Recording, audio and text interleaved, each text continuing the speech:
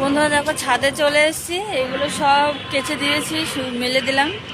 আর এই যে দেখো বালিশ রোদ্দুর দিয়েছি ওখানে, আর কম্বলটা রোদ্দুর দিয়েছি এখানে। তো গ্রামের মানুষ একা খালি বালিশ কাটা রোদ্দুর দিতে পারে না, কলকাতার মানুষও রোদ্দুর দেয় কিন্তু।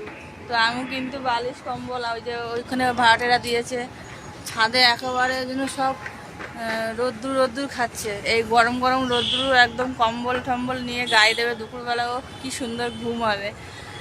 যদি হোক এখানে বেশি অত ঠান্ডা পড়েনি, যাই যেটুকুই পড়েছে সেটুকুই কলকাতার লোকের অনেক ঠান্ডা। আর গ্রামের তো এখানটা 1 মাস আগেতেই ঠান্ডা পড়েছে, তাদের তো বিশাল কষ্ট হচ্ছে আমি জানি। আর এদিকে দেখো আজকে একটু প্রচুর হাওয়া আছে জানো তো, এই যে জল করে দেখো প্রচুর হাওয়া আছে আজকে। তো আমি অনেকক্ষণ এসেছি ছাদে, সব মেলা হয়ে গেছে। এবার যাব একটু চা খাবো জানো তো, চা খাইনি, মাথাটা ব্যথা করছে।